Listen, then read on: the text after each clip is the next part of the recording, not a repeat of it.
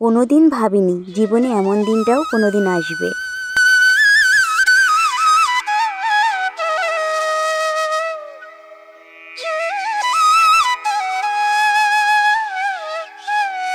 Hello বন্ধুরা, কেমন আছো তোমরা সকলে? আশা করছি যে যেখান থেকে আমার এই ব্লগটি দেখছো সকলে খুব ভালো আছো, সুস্থ আছো। তো আমি কেমন আছি তা তো তোমরা সকলে জানো। তো যাই হোক বন্ধুরা, সকালবেলায় দেখো রান্নাঘর থেকে আজকে এই ব্লগটি শুরু করলাম।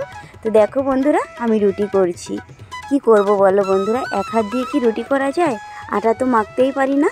রিয়াকে অনেক বলে অনেক কষ্ট করে একটু আটা মাখিয়েছিলাম। অ্যাকচুয়ালি এতটা কষ্ট করে রুটি বানানো যায় বলো এক হাত দিয়ে? তো যাই হোক বন্ধুরা, আমি কিভাবে কাটাচ্ছি দিনগুলো তোমাদের সঙ্গে একটু হলেও তুলে ধরছি। আর দেখো আমি কিভাবে রুটি করি, দেখো তোমরা এক হাত দিয়ে কিভাবে রুটি বলবো বলো বন্ধুরা। অনেক বলে রিয়াকে দিয়ে একটু রুটি বেলে করেছি, মাখিয়েছি, কিন্তু বেলে দিতে পারি না। ও তো ছোট, তাই না? আর ওকে দিয়ে কোনো দিন কাজ করাইনি। আর কিন্তু বন্ধুরা রুটি বেশিরভাগ কিনে এনেই খাচ্ছি, কিন্তু সব সময় কেনা রুটি বন্ধুরা খাওয়া যায়? তো যাই হোক বন্ধুরা, দেখো আমি সেদ্ধ ভাত বসিয়ে দিয়েছি আর ওই সাইডে ভাজি দিয়েছি। আর বাবা তো সকালবেলায় ভাত খায় না, রুটি খায়, তার জন্য ভাবলাম বাবাকে কটা রুটি বানিয়ে দিই। রিয়াকে অনেক বলে একটু আটা মাখিয়ে নিয়েছি। এতটা কষ্ট করে বন্ধুরা দিন কাটাচ্ছি, তোমরা তো বুঝতেই পারছো বন্ধুরা। এভাবে কি কোনো দিন কাজ করা যায় বলো? খুব কষ্টে আমার দিনগুলো কাটছে বন্ধুরা।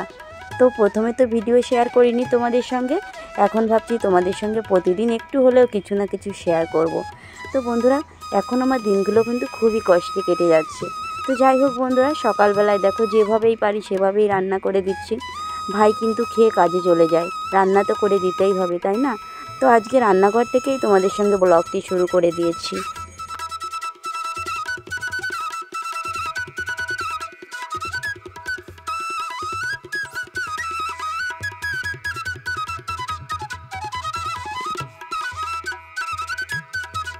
তো বন্ধুরা, আমার রান্না বাড়া হয়ে গেছে। এটা হচ্ছে সকালের রান্না। এবার আমি সবাইকে খেতে দিয়ে দেব আর নিজেও খেয়ে নিব। তো গাইস, এবার আমি একটু তেল লাগাবো। হাড় ভাঙা বুড়িকে তো তোমরা হয়তো অনেকেই জানো। তো প্লাস্টার করেছিলাম, প্লাস্টারে তো খোলা কম হয়নি, তারপরে হাড় ভাঙা বুড়ির কাছে গিয়েছিলাম। সেখান থেকে বুড়ি এই শিকড়টা দিয়েছে। এই দেখো, আমাকে এই শিকড়টা দিয়েছে হাড় ভাঙা বুড়ি, আর এই তেল পরে দিয়েছে, বলেছে এতে নাকি ঠিক হয়ে যাবে। আর একটা জাপ দিয়েছিল, এটাতে নোটে কাটার গাছ আর আতপ চাল দিয়ে, সেটা এখানে লাগাই। সেটা সব রাতের বেলা লাগাই, আর বিকালবেলায় লাগাই সেটা। সকাল টাইমে হাতে সেক দিয়ে তারপর এই তেলটা লাগাই। তো আমি এখন বসেছি, হাতে সেক দিয়ে এসেছি। অলরেডি সকালবেলাতে রান্না করেছি, রান্না করার পরে হাতে সেক লাগিয়েছি। এবার এই তেলটা লাগাবো। এবার তেল লাগিয়ে একটু পর তারপরে স্নান করতে যাবো, স্নান করে এসে আবার রান্না করতে যাবো। তো যাই হোক বন্ধুরা, এবার আমি তেলটা লাগাবো। 21 দিন পরে আবার যেতে বলেছে। তেলটা এখান থেকে এই পর্যন্ত লাগাই, দিনে 3-4 বার তেল লাগাই। আমি এখন একটু তেল লাগাবো।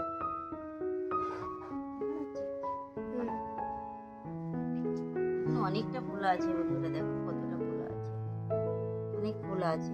দেখছি হসপিটালে যদি আবার যেতাম, হসপিটালে গেলে যদি আবার করে প্লাস্টার করে, সেই ভয়তে আর হসপিটালে যাইনি। এই জন্য আমি তেলটা লাগাচ্ছি, যে কষ্ট হয় প্লাস্টার করার সময়। তো বন্ধুরা, আমি স্নান করে চলে এসেছি।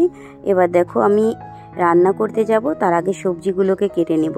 তো বন্ধুরা, কি রান্না করব, ফ্রিজে শোল মাছ কাটা আছে, আর আলু দিয়ে শোল মাছ দিয়ে ঝোল করব, আর টমেটো কেটে নিব। এক হাত দিয়ে কি বন্ধুরা কাটা যায়? দেখো কিভাবে কাটছি সবজি। তো যাই হোক, প্রতিদিনই এভাবে সবজিগুলোকে কাটি।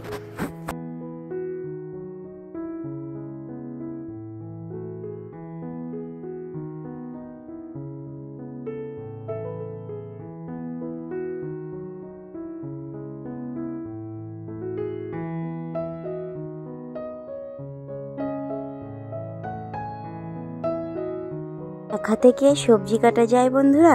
এক হাত দিয়ে সবজিটা কাটি আর নিচেতে পড়ে যায়, তারপর ফিরে আবার ধুয়ে নিয়ে আসতে হয়। তো যাই হোক বন্ধুরা, আমার কিন্তু সবজি কাটা হয়ে গেছে, এবার রান্না করতে চলে যাব। তো গাইস, আমি রান্না করতে চলে এসেছি, আর এখন রান্না করব দেখো এই মাছ দিয়ে আর এই আলু দিয়ে মাছের একটু ঝোল ঝোল করে নিব। শোল মাছ আছে, আর এই চাটনি করব, আর কিছু না। যে কড়া দিয়ে দিয়েছি,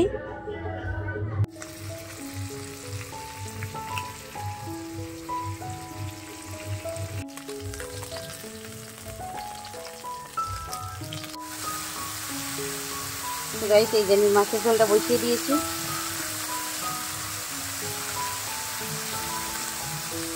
মাছ ভেজে ভাজি করে রেখেছি।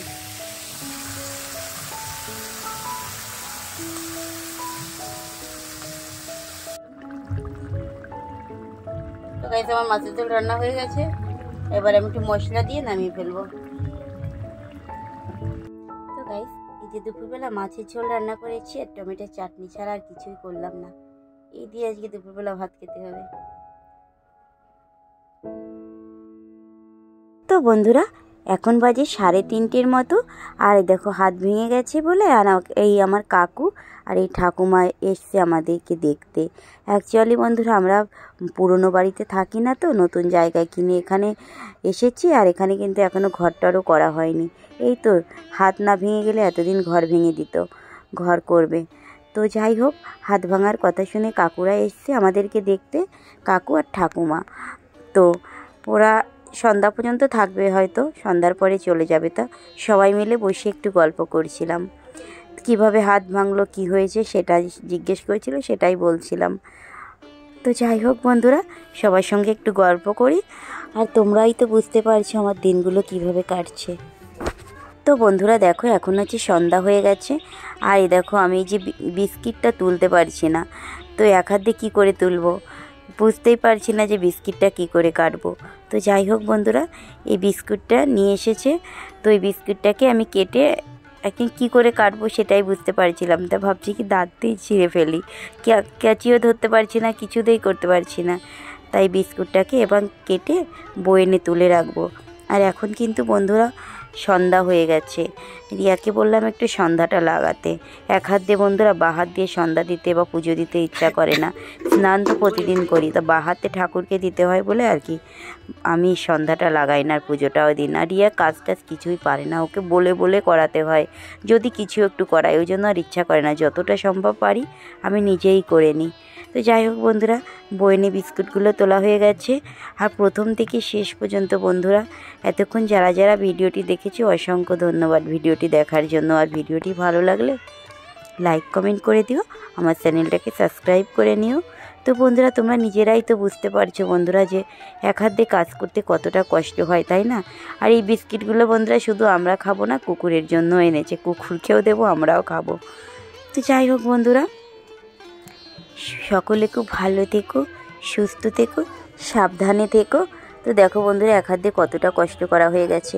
আর এখন আমি একটু বিস্কুট খাবো আর চা কিনে নিয়ে আসবে দোকান থেকে। তো ভিডিওটি এখানে শেষ করছি। সকলে খুব ভালো থেকো, সুস্থ থেকো, সাবধানে থেকো। কথা হবে নতুন অন্য একটি ব্লগের সাথে। Bye bye.